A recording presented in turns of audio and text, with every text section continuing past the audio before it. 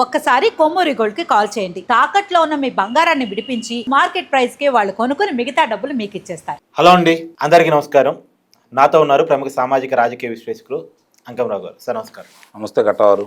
Sir, గత 2 రోజులుగా తమిళనాడులో విజయ్ డంకం మోగించిన తర్వాత వైసీపీ సోషల్ మీడియాలో ఒక విచిత్రమైన వాదనలు. జూనియర్ ఎన్టీఆర్ పార్టీ పెడితే సింగిల్గా పోతే బాగుంటుంది, ఒక సజెషన్. తర్వాత మహేష్ బాబు పార్టీ పెట్టి సింగిల్గా వస్తే సీఎం కావచ్చు, లేదా అల్లు అర్జున్ పార్టీ పెడితే బాగుంటుంది, లేదు పవన్ కళ్యాణ్ ఒంటరిగా వెళ్తే బాగుంటుంది, ఎందుకు ఈ పొత్తులు, ఎందుకు ఈ బానిసత్వం అని పవన్ కళ్యాణ్, సరే వాళ్ళ రాజకీయ విరోధి కాబట్టి పవన్ కళ్యాణ్ వ్యతిరేకిస్తూ వాళ్ళు అంటే పవన్ కళ్యాణ్ సీఎం కావాలని కోరుకుంటున్నారు, అల్లు అర్జున్ సీఎం కావాలని కోరుకుంటున్నారు, లేదు మహేష్ బాబు జూనియర్ ఎన్టీఆర్ సీఎం కావాలని కోరుకుంటున్నారు.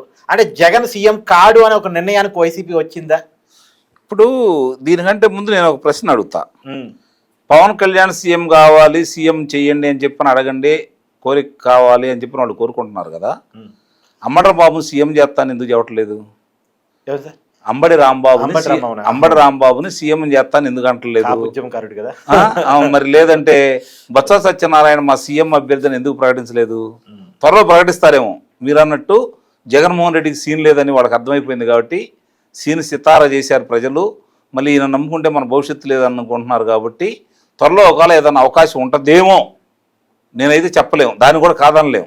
ఎందుకంటే అందితే జుట్టు అందపోతే కాళ్ళు కాబట్టి జగన్మోహన్ రెడ్డి పరిస్థితి, దాన్ని అయితే నేనైతే కాదనలేను. అంటే ఇప్పుడు ఇక్కడ ఒక ప్రశ్న నాకు సమాధానం చెప్పండి. మామూలుగా వైసీపీ వెనకాల ఉండే బ్యాచ్ సహజంగా యాంటీ టీడీపీ, యాంటీ చంద్రబాబు కదా. వాళ్ళకి వేరే ఆప్షన్ లేదు పాపం. వైసీపీ వెనకాలే ఉండాలి, లేకపోతే టీడీపీ కూటమి వెనకాలకి రావాలి. కాబట్టి వాళ్ళు వేరే ఆప్షన్ కోసం బతిలాడుకుంటున్నారా సోషల్ మీడియాలో అని? అంటే ఇక్కడ గమనించుకోవాల్సినది ఏంటంటే వైఎస్ రాజశేఖర రెడ్డి పరిస్థితి వేరు, జగన్మోహన్ రెడ్డి పరిస్థితి వేరు. ఇప్పుడు ఆంధ్ర రాష్ట్రంలో ఉన్న పరిస్థితుల్లో తెలుగుదేశం పార్టీ, జనసేన కలిసి ఉన్నంతకాలం మనకు అధికారం రాదని మొన్నే కదా విజయసాయి రెడ్డి చెప్పింది.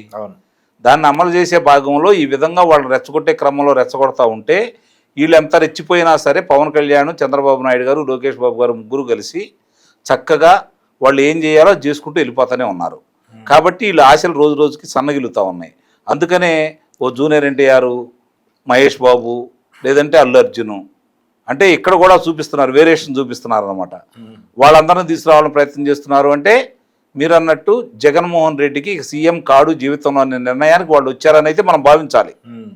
స్పష్టంగా కనబడతా ఉన్నాయి, దారులన్నీ మూసుకుపోయినాయి. ఈ పరిస్థితుల్లో వాళ్ళు ఫ్రస్ట్రేషన్లో ఏదోటి మాట్లాడాలి కాబట్టి ఈ విధంగా మాట్లాడుతున్నారు అని అయితే వాళ్ళకైతే స్పష్టంగా ఒక అవగాహన ఉంది. మొన్న వచ్చిన ఓట్లన్నీ, భవిష్యత్తులో రాబోయే ఓట్లన్నీ, ఈ 2 సంవత్సరాల్లో ఇతని పర్యటన వల్ల కావచ్చు, ఇతను మాట్లాడే విధానం వల్ల కావచ్చు, కార్యకర్తల వీరంగం వల్ల కావచ్చు, గంగమ్మ తల్లి జాతరలో పొట్టేళ్ళను కోసినట్టు కోస్తామని చెప్పే విధానం కావచ్చు, సప్త సముద్రాల అవతలున్న లాక్కొస్తానన్న విధానం కావచ్చు, బట్టలు తీసి లాండ్రీ షాప్ పెడతానన్న విధానం కావచ్చు, ఇవన్నీ కూడా ప్రజలు గమనిస్తూనే ఉన్నారు. కాబట్టి వాళ్ళు న్యాయబద్ధంగా, చట్టబద్ధంగా జగన్మోహన్ రెడ్డికి రాజకీయ సమాధి కట్టాలని వాళ్ళు నిర్ణయించుకున్నారు. ఇప్పుడు ఈ కూటమి ప్రభుత్వం ఏం చేయాలి అంటే పునాదులు వాళ్ళు వేశారు, పిల్లర్లు వాళ్ళు వేశారు, పైన రూపేసి గోడలు కడితే ఇది సంపూర్ణంగా అయిద్దని అయితే ప్రజలు భావిస్తున్నారు. ప్రజలు చేతనైంది అదే కదా, ప్రజలు చేయగలిగింది అదే కదా. ప్రజలు తమ ఓట్ల ద్వారా పలానా నాయకుడు మాకు కావాలని ఎన్నుకుంటారు. నాయకుడు ప్రజలకు ఇది చెయ్యాలని చెప్పి భావంతో పరిపాలన చేసినప్పుడు ఇద్దరి యొక్క కోరికలు అక్కడ నెరవేరుతాయి. ఓ మంచి పరిపాలకుడుగా వీళ్ళుంటారు, మంచి పరిపాలన చేసిన తర్వాత మేము ఆ నాయకుడిని ఎన్నుకున్నందుకు మాకు న్యాయం జరిగిద్దని చెప్పని ప్రజలు భావిస్తారు. ఇక్కడ ఏమవుతుందంటే విచిత్రంగా జగన్మోహన్ రెడ్డిని మళ్ళీ కోరుకునే వాళ్ళు లేకపోవడం అనేది వాళ్ళకి తట్టుకోలేకపోతున్నారు. వాళ్ళు అంటే కోరుకోలేని వాళ్ళు లేకపోయారంటే వాళ్ళ పార్టీలో వాళ్ళు ఉన్నారు కాదని మనం అంటలా. 50% దాటితే కదా వాళ్ళకి మామూలుగా ఓట్లు శాతం దాటాలి కదా. అప్పుడు ఒకరితో సంబంధం లేకుండా, ఇందాక మీరు అన్నారు అసలు ఆ విషయం మాట్లాడదామని ఎన్ని మాట్లాడుతున్నాను నేను. పొత్తుల గురించి మాట్లాడారు కదా, సింహం సింగిల్ అంత కదా.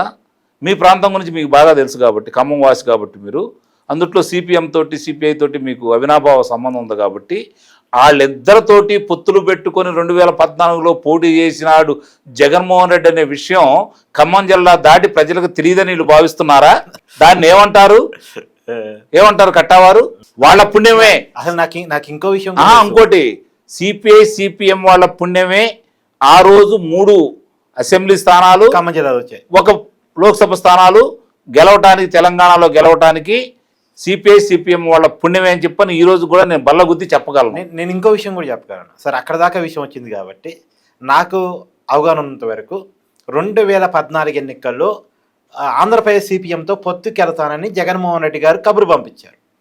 దాన్ని ఆ రోజు సిపిఎం ఆంధ్రప్రదేశ్ రాష్ట్ర కమిటీ కరాఖండిగా ఈ అవినీతితో మనకొద్దు అనుకున్నారు. సరే, ఆ ఖమ్మం జిల్లా వరకు లోకల్ అండర్స్టాండింగ్స్ పొంగులేటుతో జరిగినాయి, అది వేరే విషయం. కానీ ఆంధ్రప్రదేశ్లో పొత్తు కోసం ప్రయత్నం చేస్తే మేము రాము అని చెప్పేశారు. పవన్ కళ్యాణ్ గారి పొత్తు కోసం కూడా ప్రయత్నం విజయసాయిరెడ్డిగా చేసింది ఆయనే కదా. ఆయన చెప్పాడు కదా, ప్రశాంత్ కిషోర్ చెప్పాడు కదా, 2017లోనే పవన్ కళ్యాణ్ కోసం పొత్తు కోసం ప్రయత్నం చేయమన్నారు. ఆ దిశగా ప్రయత్నాలు జరిగినాయి అని చెప్పని. 2019 మొన్న ఓడిపోయిన తర్వాత 2024లో పవన్ కళ్యాణ్తో పొట్టు పెట్టుకుందాం అనుకున్నాం.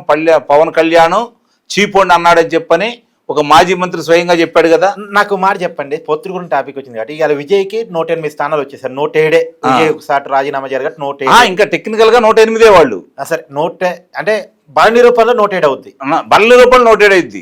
107 అయింది కదా అన్నప్పుడు అప్పుడు ఏమవుతుంది, ఓటు తగ్గిద్దిగా వాళ్ళకి.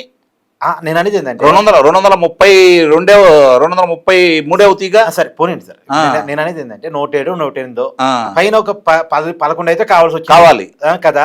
ఇప్పుడు విజయ్ మద్దతు ఇవ్వడానికి పోటీ పడుతున్నారు. అదే జగన్మోహన్ రెడ్డికి ఆ పరిస్థితి వస్తే అసలు మద్దతు ఇచ్చే వాళ్ళు ఎవరు? అసలు మద్దతు ఇయటానికి కాదు, జగన్మోహన్ రెడ్డికి కనుక 107 వస్తే ఎంతమంది ఆ పార్టీ నుంచి బయటకు వెళ్తారని అడగండి, నేను చెబుతా. మీరు మద్దతు ఇచ్చే వాళ్ళ గురించి మాట్లాడతారేంటి? జగన్మోహన్ రెడ్డికి కనుక 107 స్థానాలు తక్కువ వస్తే అందులోంచి ఎంతమంది వెళ్ళి అవతల వాళ్ళకి మద్దతు చెబుతారో అడగండి, నేను చెబుతా. అంతేగాని జగన్మోహన్ రెడ్డికి మద్దతు ఇచ్చేవాళ్ళు ఎవరిని అడిగితే నేను చెబుతాను. ఆంధ్ర రాష్ట్రంలో ఎవరున్నారు కాబట్టి. జగన్మోహన్ రెడ్డితో పొత్తు పెట్టుకునే వాళ్ళు లేరు కాబట్టి వేరే వాళ్ళు పొత్తులను ఓర్చుకోలేకపోతున్నాడు అన్నది అంతే కదా. ఇప్పుడు అతనికి ఏంటి, అధికారం కావాలి. లేదంటే తనకు అధికారం లేకపోయినా తన వాళ్ళు అధికారంలో ఉండాలి. అప్పుడే అతను రక్షించడానికి అవకాశం ఉంటుంది, తన కేసు నుంచి తప్పించుకోవడానికి అవకాశం ఉంటుంది.